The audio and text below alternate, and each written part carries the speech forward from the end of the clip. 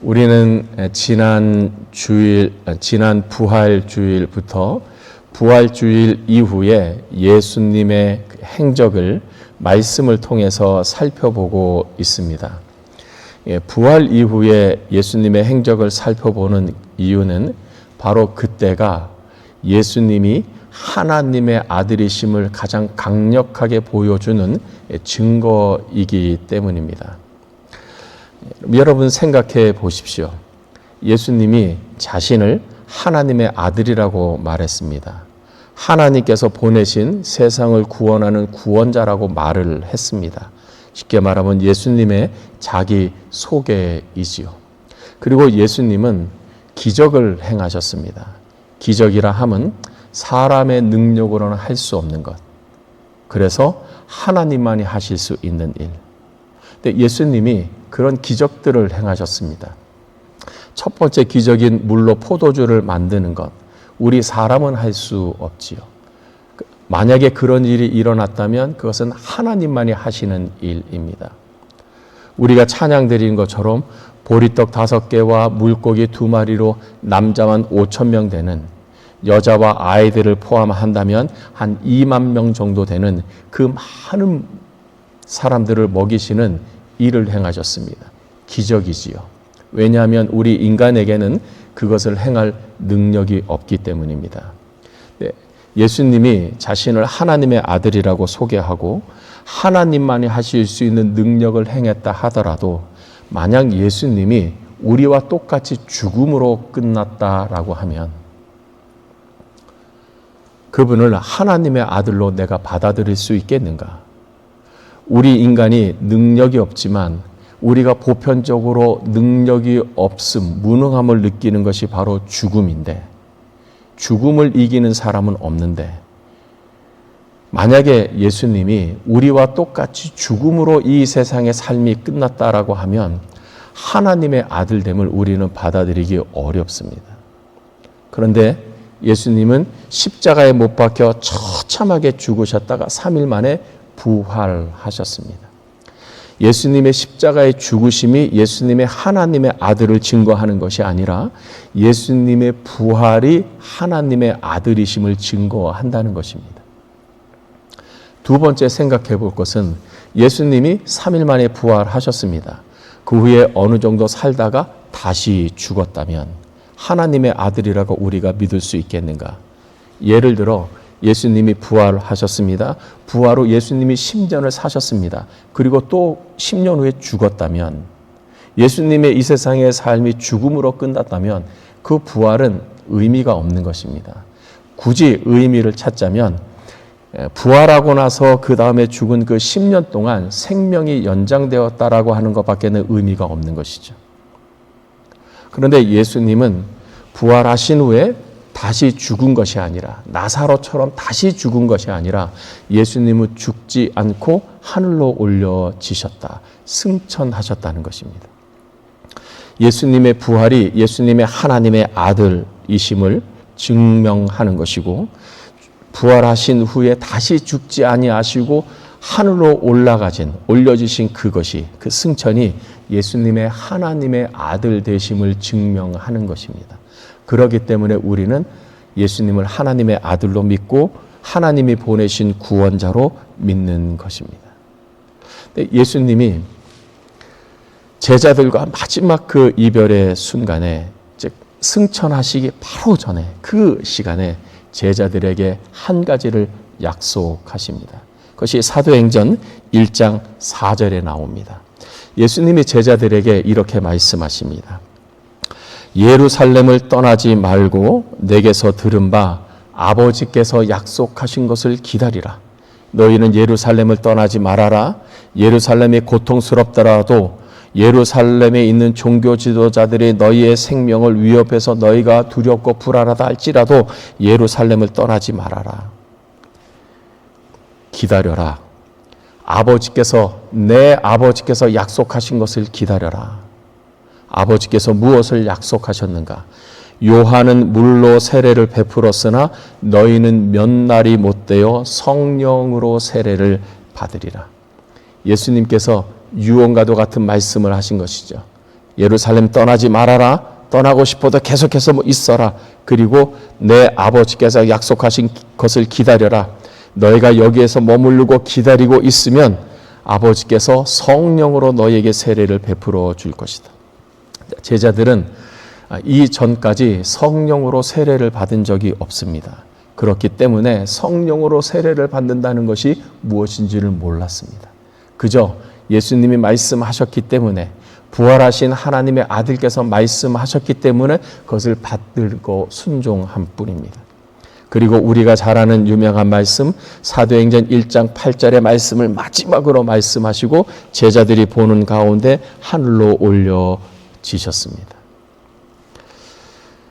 그로부터 10일 후 예수님이 십자가에서 죽으시고 3일 만에 부활하시고, 부활하신 후 40일 동안 계셨는데, 40일째 되는 날 승천하셨는데, 예수님이 승천하신 이후 10일째 예수님께서 약속하신 성령으로 세례를 받는 일이 일어납니다.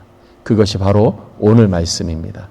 오늘 말씀을 통해서 우리가 살펴볼 것은 성령께서 이 제자들에게 임하셨을 때 어떤 일이 일어났는가라는 것입니다.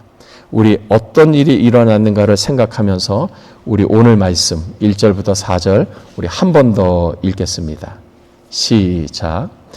오순절 날이 이미 이르매 그들이 다 같이 한 곳에 모였더니 호련히 하늘로부터 급하고 강한 바람 같은 소리가 있어 그들이 앉은 온 집에 가득하며 마치 불의 혀처럼 갈라지는 것들이 그들에게 보여 각 사람 위에 하나씩 임하여 있더니 그들이 다 성령의 충만함을 받고 성령이 말하게 하심을 따라 다른 언어들로 말하기를 시작하니라.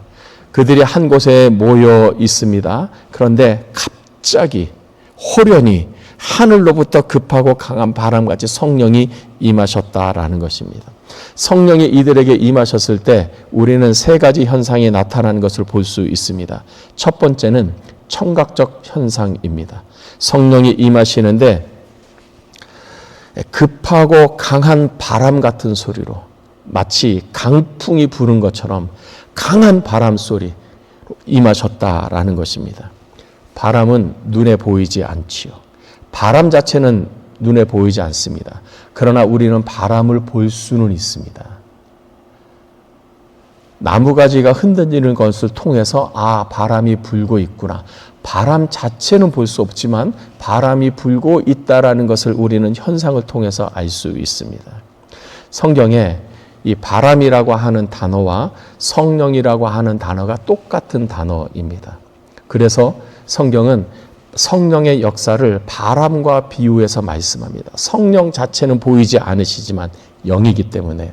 그러나 성령의 역사는 우리가 알 수 있다.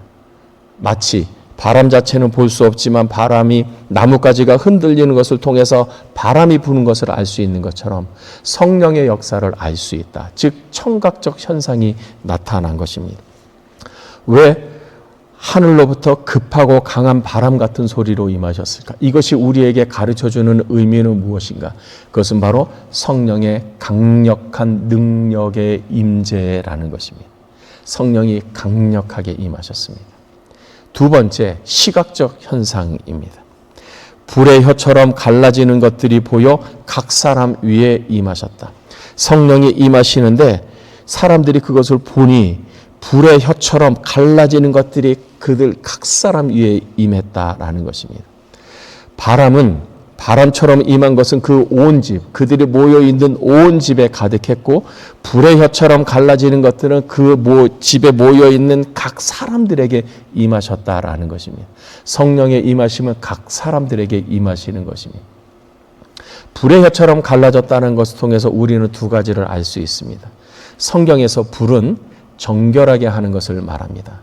마치 금 속에 찌꺼기가 있고 불순물이 있을 때 그 금을 통과시켜서 불순물과 찌꺼기를 태워서 순금을 만들듯이 불이라고 하는 것은 순수하게 만드는 것을 말합니다. 두 번째, 불은 정열을 의미합니다. 불같은 정렬인 것이죠.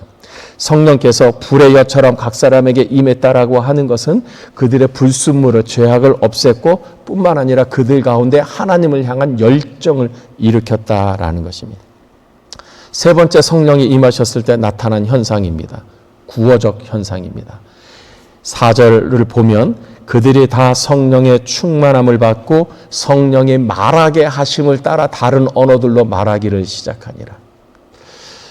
방언을 말한 것입니다. 그런데 이 방언은 오늘날 우리가 사람들이 말하는 방언을 받은 것과 다른 방언입니다.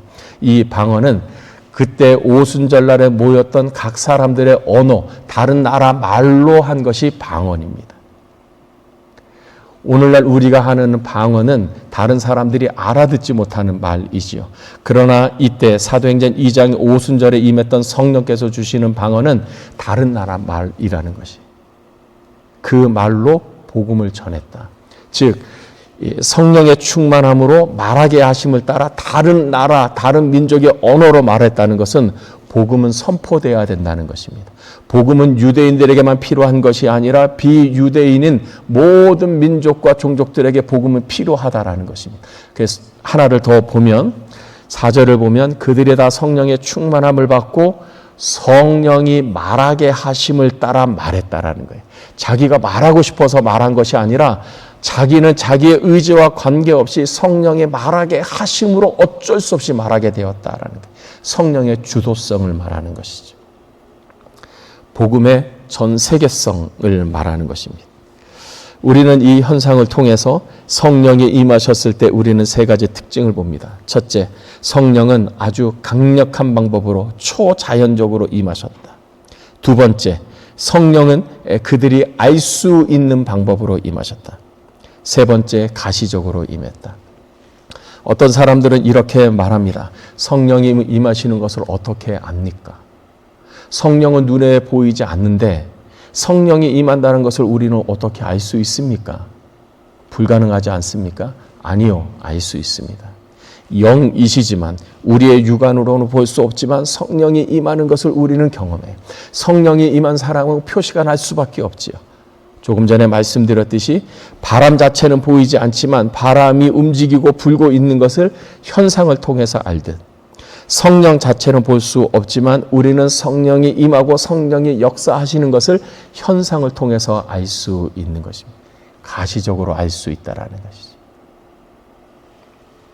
그렇다면 성령은 어떤 분이십니까?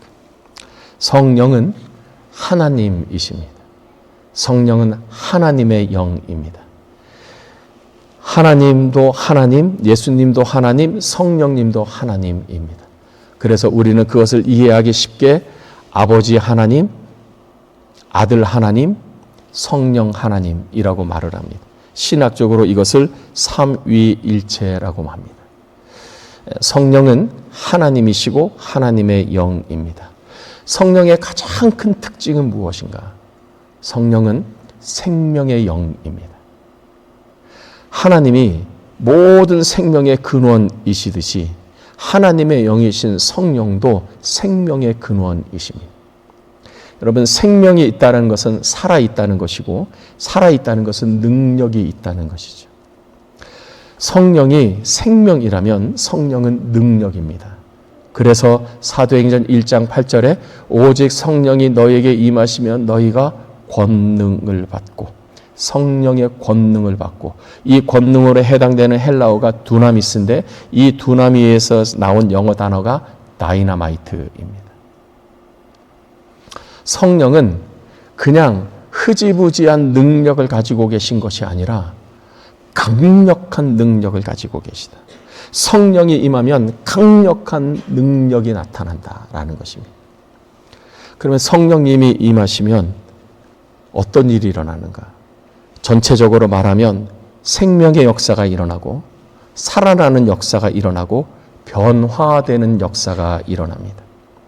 성령이 일어나면 어떤 것들이 변화가 되는가? 첫째, 성령님이 임하시면 사람이 거룩한 사람으로 됩니다. 성령은 그 한자인데 성은 거룩할 성자, 영은 영자, 홀령 영자입니다. 성령은 거룩한 영입니다. 그래서 영어로 Holy Spirit이라고 말합니다. 성령 자체가 거룩하시기 때문에 성령이 어느 사람에게 들어가 임하시면 그 사람이 거룩해지는 것이죠. 거룩해지는 첫 번째 방법은 자기의 죄를 토로하고 회개하는 것입니다. 성령이 임한 사람은 특징이 있어요. 자기가 막 죄를 생각나서 막 죄를 쥐어 짜내서 회개하는 것이 아니라 그냥 자기 죄가 생각이 나는 거예요.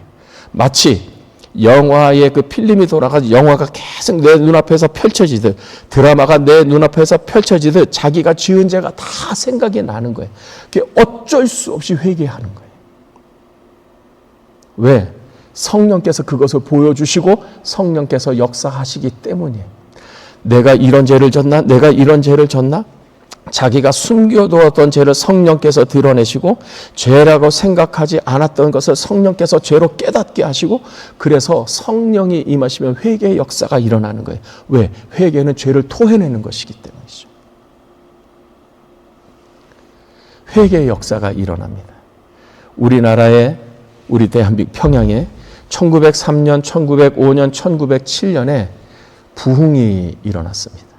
한 나라에서 그렇게 짧은 기간에 3번의 부흥이 일어나는 것은 우리 한국이 유일합니다. 1903년, 1905년, 1907년 부흥이 일어났어요. 그 부흥이 일어났을 때 공통적인 현상이 있습니다. 회개했다라는 거예요. 통회하면서 회개했다는 거죠. 하나님의 말씀대로 살지 못했습니다. 내 욕심, 내 이기심대로 살았습니다. 1905년에 평양에서 부흥이 일어났을 때 그 기록을 보면, 역사적 기록을 보면 이런 일이 있습니다. 성령이 임하셔서 사람들에게 회개의 영이 임했습니다. 자기의 죄가 생각난 것이죠. 죄가 깨달아진 것이요. 회개하지 않고는 견딜 수가 없던 것이죠. 내가 이거 회개하지 않고 내가 지옥에 가겠구나, 하나님의 심판을 받겠구나, 두려운 것이죠. 사람들이 회개하기 시작한 거예요. 성령이 회개를 시키시는 거죠.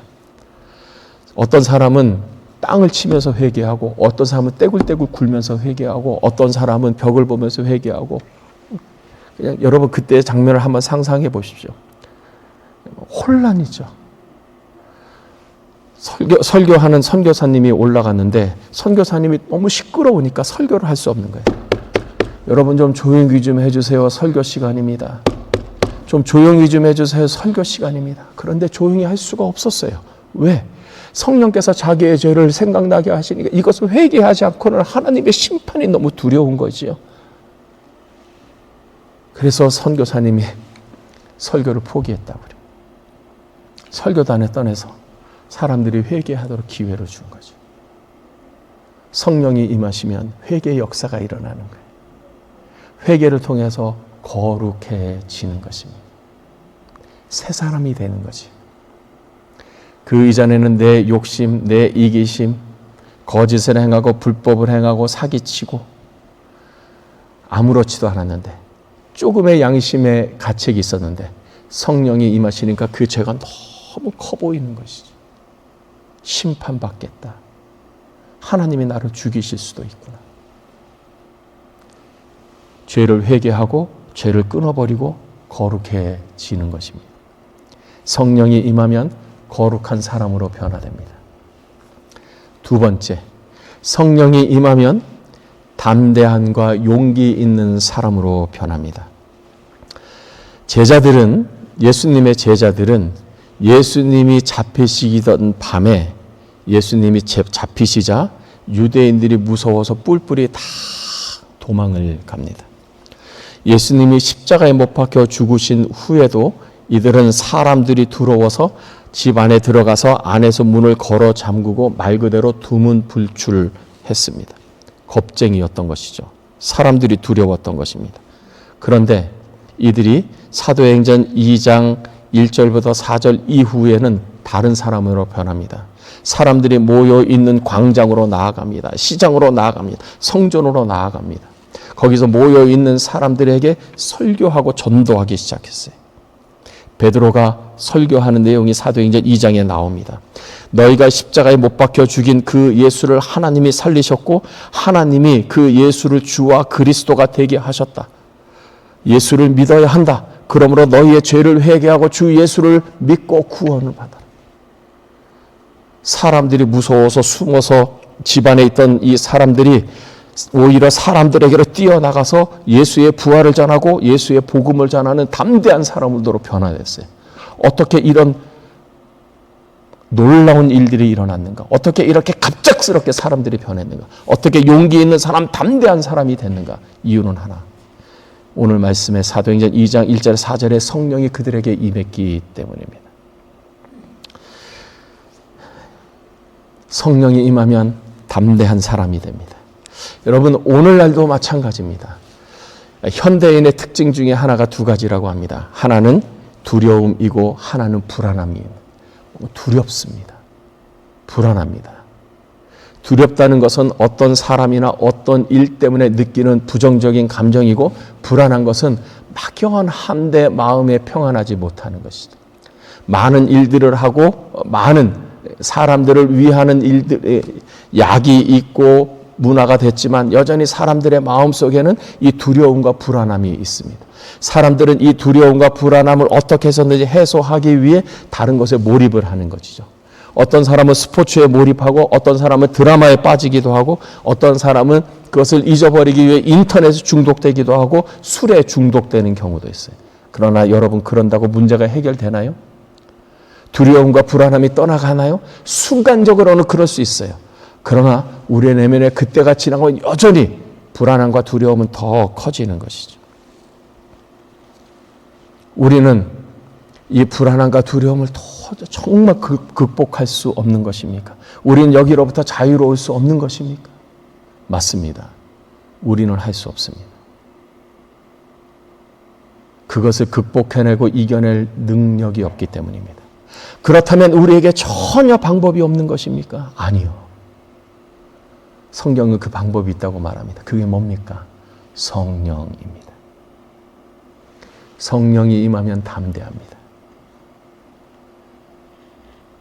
성령이 임하면 환경을 초월하는 담대함과 용기가 생깁니다. 그래서 성경은 오늘날 우리에게도 말씀합니다. 성령을 받으라. 두 번째, 성령은 우리에게 삶의 목적을 줍니다. 삶의 목적이야 다 있겠지요. 그러나 성령이 우리에게 주시는 삶의 목적은 사람을 살리는 목적이에요. 사람을 살리는 거예요. 나를 따라오너라, 내가 너희를 사람을 낚는 어부가 되게 하리라.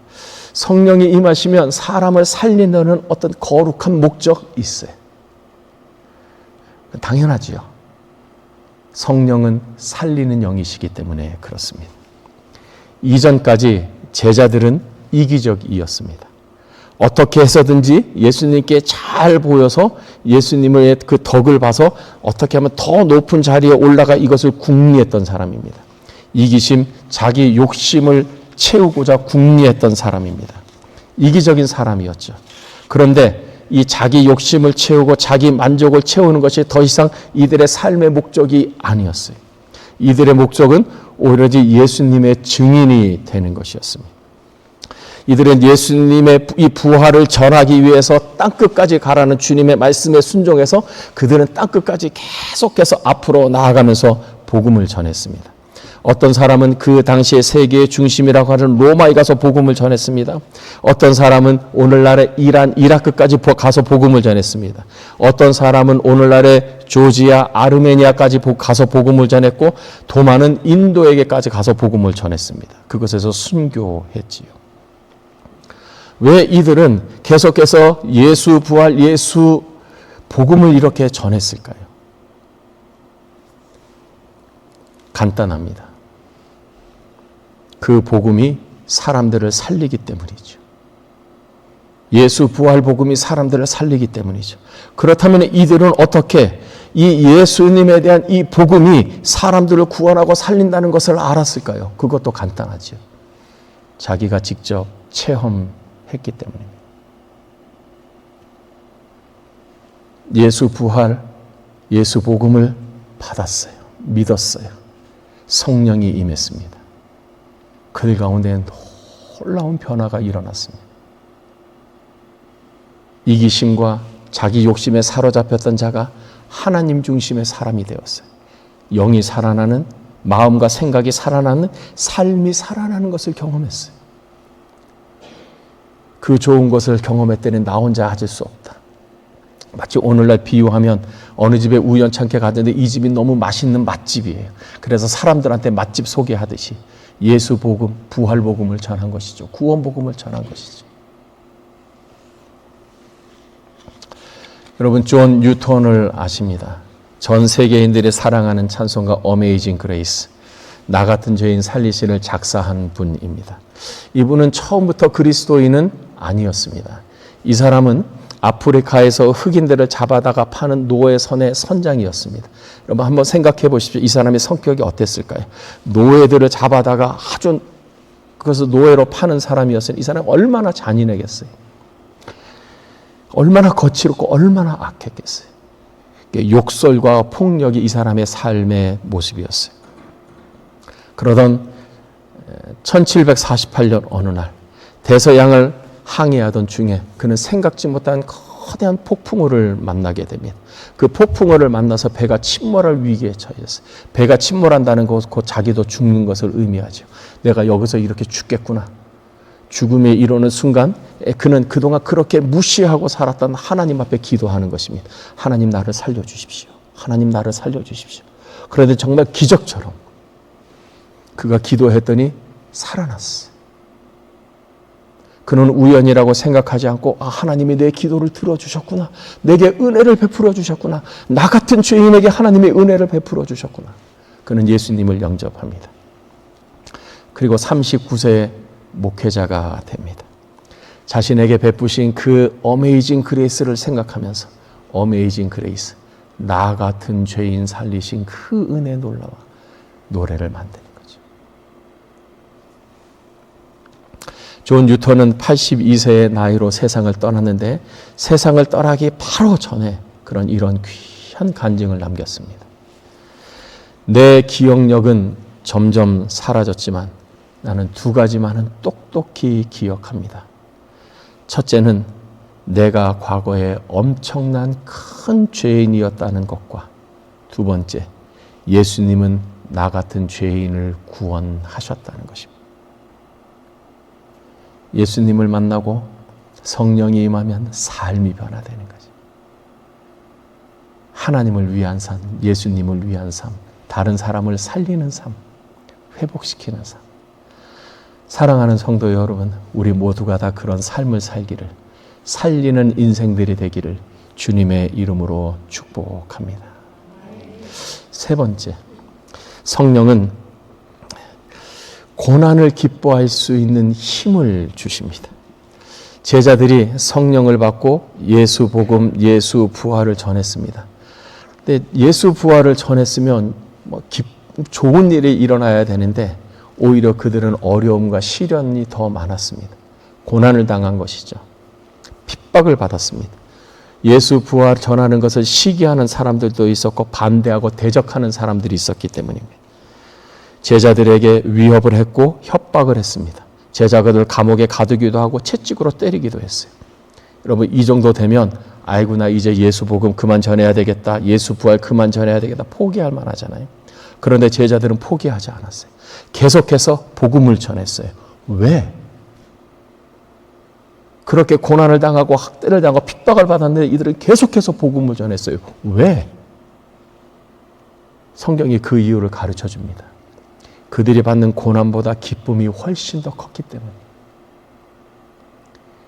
채찍에 만든 그 아픔보다 주님이 주시는 그 기쁨이 훨씬 더 컸기 때문이죠.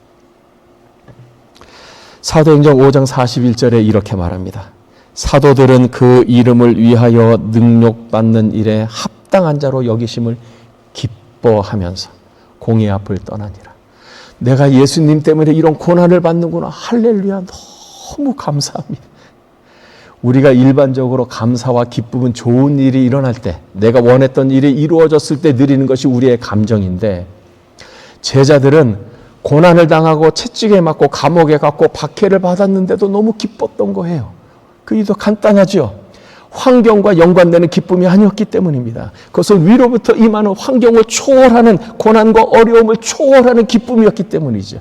마치 2절에 호련히 하늘로부터 임하듯이, 하늘로부터 임한 성령께서 주시는 그 모든 것들을 초월하고 뛰어넘는 기쁨이었기 때문이죠. 성령 받은 사람은 기쁨이에요. 우리가 부는 찬송처럼 내가 매일 기쁘게 주의 일을, 주의 영이 함께 하십니다. 기쁜 거죠. 우리가 인생을 살아가면서 살아갈수록 뼈저리게 느끼는 것이 있습니다. 사는 것이 참 힘들다. 마음대로 되지 않아요. 내가 원하는 것을 얻지 못할 때 괴롭습니다. 사랑하는 사람과 헤어져야 할 때 그 슬픔은 이루 말할 수 없습니다. 싫어하는 사람, 정말 만나고 싶지 않은 사람을 계속해서 만나야 하는 그 스트레스가 우리에게 있습니다. 내가 아무리 열심히 노력해도 경제적으로 부족할 때가 있어요. 불의의 사고를 당했다든지 생각지 못한 심각한 병에 걸릴 수 있습니다. 인간관계의 결등, 내 힘으로 내 능력으로 바꿀 수 없는 수많은 문제들 가운데 우리는 살아가고 있습니다. 문제는 그 하나의 문제가 해결되면 이제는 좀 됐구나 라고 마음의 쉼을 누리고 싶은데 생각지도 못한 또 다른 문제가 우리에게 온다는 거예요. 삶의 문제가 쓰나미처럼 우리에게 오는 것이죠. 그러면서 우리는 경험합니다. 사는 거 참 힘들다. 우리는 삶을 힘들게 하는 그 여러 상황과 문제들 때문에 기쁨을 누리지 못하는 시간이 많습니다. 여러분 인생을 한번 생각해 보십시오. 여러분 인생을 기쁘게 살 때가 많습니까? 아니면 기쁘지 않고 살 때가 더 많습니까? 기쁘지 않고 살 때가 훨씬 더 많지. 한 번뿐인 인생인데, 한 번 지나가면 다시 되돌이킬 수 없는 인생인데, 여러분 기쁘게 살아야 되지 않겠어요? 기쁘게 사는 방법이 없습니까? 예, 우리 힘으로는 없어요. 우리는 능력이 없기 때문이에요. 그렇다면 기쁘게 사는 방법이 전혀 없습니까? 아니요. 유일한 한 방법이 있어요. 성령이 임하시면 됩니다. 성령이 임하시면 돼요. 성령이 임하시면 삶에 문제가 있어도 기쁜 거예요. 어려움이 있어도 그냥 감사가 나오는 거예요. 감사합니다. 감사. 다른 사람 보면 제정신이 아닌 거죠. 저 사람 저 기뻐할 사람이 지금 상황이 아닌데 저 사람이 실성했나? 성령이 임하면 그런 일이 일어나는 거예요. 성령이 임하시면 고난과 시련과 어려움과 힘든 상황 속에서도 기쁨을 누립니다. 여러분 너무나 매혹적이지 않습니까? 그렇다면 우리는 어떻게 하면 이 성령을 받을 수 있을까요? 제자들이 한 일을 통해서 우리는 알 수 있습니다. 예수님이 승천하실 때가 부활하시고 나서 40일째였습니다. 이 사도행전 2장에 제자들이 이 성령을 받을 때가 50일째입니다. 오순절이라고 나오죠. 이 오는 다소도자, 수는 열흘 순자입니다. 그러니까 50일째 되는 날이죠. 6월절 50일째 되는 날. 예수님이 40일째 약속을 하셨어요. 예루살렘에 떠나지 말고 아버지께서 약속하신 것을 기다리라. 너희는 몇 날이 못되어 성령으로 세례를 받으라. 40일째 했어요. 12일 지나 50일째 이들이 성령을 받았어요. 이 10일 동안 제자들이 무엇을 했는가? 사도행전 1장 14절에 보면 이들이 이 10일 동안 무엇을 했는지가 나옵니다. 우리 화면 한번 보시고 우리 함께 읽겠습니다. 우리 함께 읽겠습니다. 여자들과 예수의 어머니 마리아와 예수의 아우들과 더불어 마음을 같이하여 오로지 기도에 힘쓰니라. 10일 동안 이들이 뭐 했다고요? 기도했어요. 뭘 기도했을까요? 간단하지요. 충분히 우리가 예상 가능하지요. 아버지께서 약속하신 것을 기다리라. 너희는 몇 날이 못되어 성령으로 세례를 받으리라. 성령으로 세례를 주십시오. 기도했겠죠. 성령으로 세례를 주십시오. 성령 충만하옵소서. 여러분 저를 한번 따라해 주십시오. 성령으로 세례를 주옵소서. 성령으로 세례를 주옵소서. 제자들이 이 기도를 했어요. 성령 충만을 받았어요. 거룩한 사람, 담대한 사람, 삶의 목적이 분명한 사람, 기쁨의 사람으로 변화되었습니다. 하나님은 이들을 사용하셨고 이들을 통해서 사람들을 구원하셨습니다. 한 번뿐인 인생, 여러분 어떻게 살아야 하겠습니까? 하나님의 성령에 붙잡혀서 하나님의 성령의 이끌림을 받고 사람을 살리는, 하나님을 기쁘게 해드리는 성령의 사람 모두가 되시기를 주님의 이름으로 축복합니다. 기도하겠습니다.